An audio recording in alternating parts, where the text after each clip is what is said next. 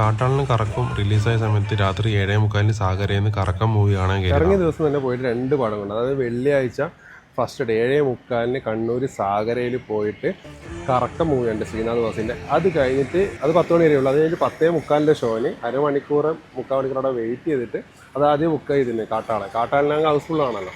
അപ്പോൾ അതും കണ്ടു. കറക്കം മൂവി കാണാൻ വന്ന ആൾക്കാരാണ് കേട്ടോ ഇത്രയേ ഉണ്ടായിട്ടുള്ളൂ. പക്ഷേ എങ്കിൽ കാട്ടാളിനെ വെച്ച് കുറച്ചും കൂടി ചിരിക്കാനുണ്ടായിരുന്നു. ഞാൻ സിനിമേൻ്റെ റിവ്യൂ എന്ന് പറഞ്ഞിട്ട് തുടങ്ങിയ ചാനലൊന്നും നല്ലത്. പക്ഷേ സിനിമ കാണും, എല്ലാ സിനിമയിലും കാണും. അപ്പോൾ അതിൻ്റെ അഭിപ്രായങ്ങൾ പറയാനുള്ള പറയും. ഇനിയിപ്പോൾ നമ്മൾ ഫസ്റ്റ് ഡേ തന്നെ സിനിമേൻ്റെ ഇട്ടിട്ട് അതിനുള്ള ആൾക്കാർ കുറഞ്ഞു പോകണ്ടെന്ന് വിചാരിച്ചിട്ട് ഞാൻ 2 ദിവസം ലേറ്റ് ആയിട്ട് ഫസ്റ്റ് ഡേ പോയിട്ട് കണ്ടതാണ്.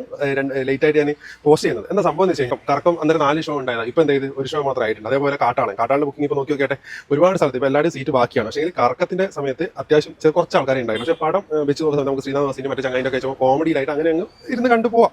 ഓക്കെ. പക്ഷേ കാട്ടാളെന്ന് പറയുന്ന മൂവി എനിക്ക് സത്യം പറഞ്ഞാൽ ഇഷ്ടമായിട്ടൊന്നുമില്ല. എനിക്കെന്നല്ല ആ ഷോയിലായിട്ട് ഒരു ആൾക്കാരൊക്കെ എന്താ പറയുക രാത്രി 10:45 ഷോക്കാണ് ഞാൻ പറഞ്ഞാൽ നമ്മൾ അവിടെ അങ്ങോട്ടും ഇങ്ങോട്ടും അവർക്ക് സംസാരിക്കുന്നത് കേട്ടതാണ്. ഞാൻ അത്ര വലിയ ഇഷ്ടമായിട്ട് നമുക്ക് തോന്നുന്നില്ല. ഫിനാൻഷ്യൽ ഡയലോഗ് ഇല്ലാന്നൊക്കെ പറഞ്ഞ് എന്താ പറയുന്നത് ഞാനൊന്നും കൂടുതലായിട്ട് പറയുന്നില്ല. കാട്ടാളിൻ്റെ അവസ്ഥ അറിയാലോ. കുറേ ആൾക്കാർ നൈറ്റ് വന്ന് ആരോഗ്യമോ ഒന്നൊക്കെയോ ചിരിച്ചു. പക്ഷേ എനിക്ക് പേഴ്സണലായിട്ട് ആവില്ല എന്തല്ലോ പെപ്പനെ വെച്ചിട്ട് എന്തോ ആക്ഷൻ പടത്തിന് വേണ്ടിയിട്ട് കുറേ അടി ഉണ്ടാക്കുന്നത് എല്ലാ സിനിമയിലുള്ള പോലെ തന്നെ ആനക്കൊമ്പ് ആ സാമ്രാജ്യം പിടിച്ചെടുക്കേണ്ടിട്ട് അവിടെ വരുന്നത്. ഇതേ 1 ലൈൻ എന്ന് പറയുന്നത് ഇത്രയേ ഉള്ളൂ. ആനക്കൊമ്പ് വെക്കുന്നത് ഇതാക്കുന്നത്. ഇതിൽ വേറെ സസ്പെൻസോ കാര്യങ്ങളൊന്നും പറയാനൊന്നും ഇല്ല. പിന്നെ 1-2 ക്യാമിയോ വരുന്നുണ്ട്. പക്ഷേ എന്ത് തന്നെയായാലും നിങ്ങൾ നോക്കി അതിന് എത്ര നല്ല രീതിയിൽ പ്രൊമോഷൻ കൊടുക്കും. ആദ്യത്തെ ഫസ്റ്റ് ഡേ എല്ലാവരും ഹൗസ്ഫുള്ള് എത്രയായിട്ട് ഇപ്പം ടിക്കറ്റ് ഒരുപാട് ബാക്കിയുണ്ട്. പല ഇടുക്കിയുണ്ട്. കണ്ണൂരൊക്കെ നിങ്ങളിപ്പോൾ കണ്ണൂരൊക്കെ ഇപ്പോൾ നോക്കി ഞായറാഴ്ച ആയിട്ട് ഒരു ടിക്കറ്റ് ബാക്കിയുണ്ട്. ഓക്കെ. എന്നിട്ട് ബ്ലാസ്റ്റ് എന്ന് പറഞ്ഞ മൂവി സത്യം പറഞ്ഞാൽ എത്ര ആൾക്കാർക്ക് അറിയാം. പടം ഇറങ്ങുന്നതിന് മുന്നേ കാട്ടാളിനൊക്കെ വേണ്ടിയിട്ട് ഇറങ്ങേണ്ടിയിട്ട് വെയിറ്റ് ചെയ്തില്ല. ഞാൻ ഒന്നും നെഗറ്റീവ്. ഇപ്പോൾ സിനിമ ഇറങ്ങി 2 ദിവസം ആയല്ലോ. അപ്പോൾ ഇനിയിപ്പോൾ നമുക്ക് ധൈര്യത്തിൽ പറയാമല്ലോ.